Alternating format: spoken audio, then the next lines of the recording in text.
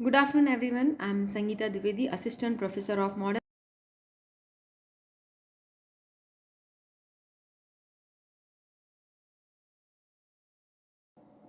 So, basically, you need to know about the helminths. There are basically three categories of helminths, and these are generally parasites which can uh, use your nutrients, your vitamins, your minerals for their on growth, right? So, there are basically three categories in helminths like cystodes, then nematodes, and trematodes. They generally lives in host GIT, that is gastrointestinal tract, as well as they can also survive in host bodies other tissues like lungs, muscles, and other coverings and subcutaneous tissue also. So here is the example of gastrointestinal worms, that is first is tapeworms, also known as cystodes.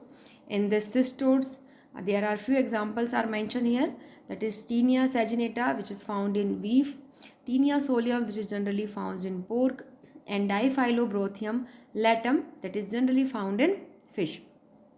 So human get infected by these when they are eat raw or undercooked meat uh, containing larvae or encysted in infected animal muscles.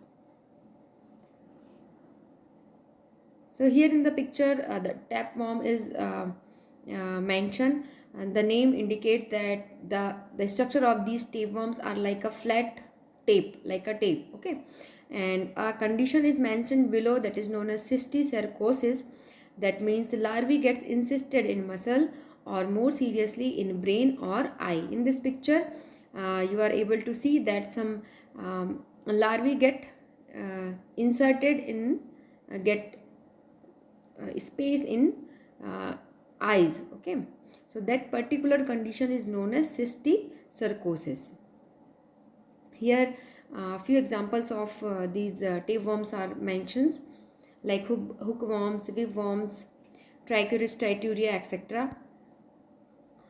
So let's come on the topic, that is enhelmintic drugs. So these drugs are active against helminths or parasites, and the drugs are able to kill or expel the internal parasitic worms infesting gastrointestinal tract and other tissues of man and animals. We can divide anti-helminthic drugs into two categories, that is vermicide and vermifuge. So vermicide drugs are those drugs which are able to kill the worms, like bunamidine, and vermifuge drugs are those drugs which are able to expel infesting worms alive. According to the spectrum of activity, there are some examples of anti-helminthic drugs are given here, like nitroxinil and piperazine, in which nitroxinil active only against adult liver flukes, while piperazine are active against ascaris only. Here a few examples of broad spectrum anti-helminthic drugs are like benzimidazoles drugs, and organophosphates are there, tetrahydropyrimidines, and ivermectin drugs. So what is the general mode of mechanism of action of anhelminthic drugs?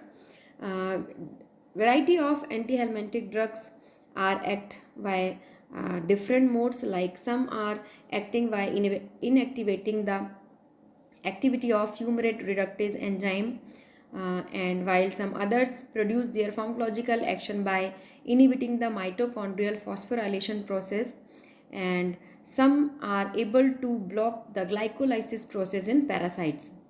Some drugs are able to cause muscular paralysis of the worm by inhibiting their cholinergic nerves, and also acting as GABA agonist. So they are able to cause paralysis of worm, like a drug piperazine.